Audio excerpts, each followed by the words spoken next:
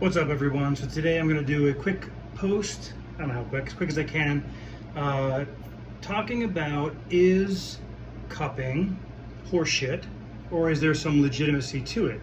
So let's kind of delve into it.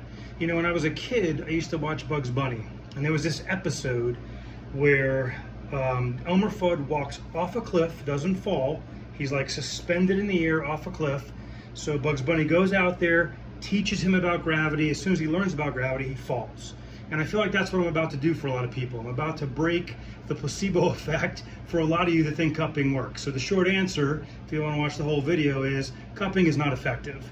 And I'll kind of delve into that a little more rather than just making that blanket statement.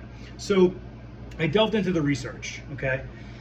Looked at a bunch of things, looked at a bunch of reviews. One systemic review covered 135 randomly controlled trials from 1992 to 2010.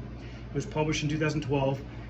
There was another review published in 2011 that covered 7 different randomized controlled trials. And then, of course, I looked at some other stuff that was out there as well. And here's what I'm finding. What I'm finding is every single systemic review I looked at, every meta-analysis, and any individual study, all of them, even if they said that there may be some benefit to this, it said we need better trials, okay? We need more rigid data, we need more rigidly structured trials, things like that. Basically, the trials are not structured well in general, and in order to actually make assessments on if this is effective, we need better trials, okay? For numerous reasons, because there's a lot of studies out there. Now, that being said, in that 135 randomly controlled trial systemic review, there was a couple of things I identified that it was beneficial for, okay? It was beneficial for herpes zoster, which is chickenpox. It was beneficial for acne. It was beneficial for Bell's palsy, okay, which is facial neuralgia, cranial nerve 7. And then, what was the last one? It was beneficial for, cervical spondylosis, which I don't know if they meant the pain associated with cervical spondylosis, because otherwise it makes no sense. Again, it didn't specify. So cervical spondylosis, they're spurs. So I don't know how cupping can help spurs, but maybe it was helping with the pain caused by the cervical spondylosis. Again, it wasn't really specified. Now, that being said, in this review of studies, they said that there was wet cupping and dry cupping, and they did not specify which was which. But when I looked at other reviews and studies, it showed that the effectiveness most likely comes from when you do wet cupping, if it's effective. Even that, again, needs better controlled studies. Now, that being said, what's the difference between wet cupping and dry cupping?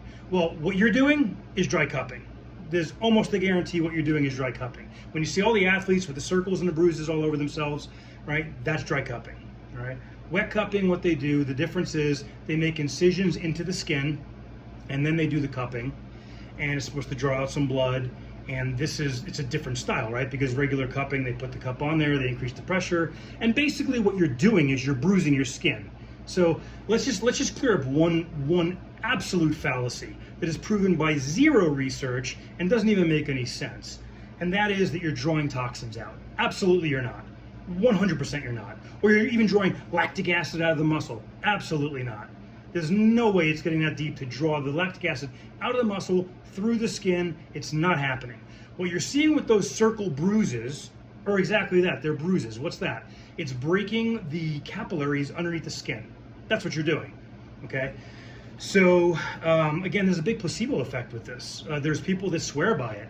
But again, if you actually did a study on placebo, it's a minimum of a 10% increase in whatever that study is showing.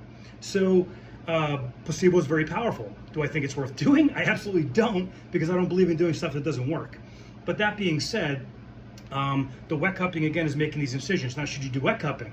Well, I'm not even sure where you can do wet cupping. I'm sure there are places that you could find to do that. However, there's a risk of infection, just like with any time you cut into the skin. Now, of course, the risk of infection is going to be mitigated by how large the incision is, right? Are they using little acupuncture needles?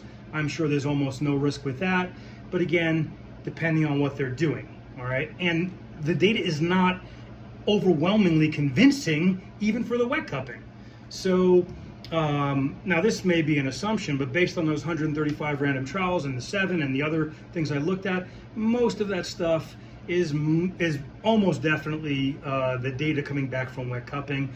The other ones, yeah, you may be getting some data from the dry cupping, but again, it's very loosely controlled trials, and some of it's actually computer generated. So some of the studies that I was looking at, it was basically computer generated estimates of what's happening to the tissues and skin and all that type of stuff. So it looks like it could have some skin benefits, maybe some pain benefits. There was one with low back pain. Again, it wasn't rigidly controlled and it didn't specify whether it was wet or dry cupping. So, to kind of summarize everything, unless you have one of those things that I mentioned, like the herpes zoster or the Bell's palsy or these things, is it worth doing? The chances are it's not going to be effective. Are you going to feel any difference? It depends on how strongly you believe in placebo. I'm pretty skeptical and critical of things, so the chance of me having a benefit from it is probably 0. And there's going to be a lot of people out there, I know it definitely works. Listen, you can argue it all day long. Don't argue with me, because I don't care whether you bruise your skin or not. And that's all you're really doing. So all those circles, you look ridiculous. Go ahead and look ridiculous if you like, and you're bruising your skin, which I don't think is actually healthy, to just be breaking blood vessels underneath the skin. I don't think that's the best approach to anything. But that being said, if you want to do it, go ahead and do it. And if it was effective, I would have no problem with it looking, it looks ridiculous. Okay, you can argue that all day long. It looks ridiculous. But if it was effective, it'd be okay to look ridiculous. The fact that there's no effectiveness proven by any stretch of the imagination, do what you like, is what I say. So there's some data for you. I did a pretty good deep dive into it, and I'm going to go from there. So let me know if you have any questions. Stay strong. I'll see you next time.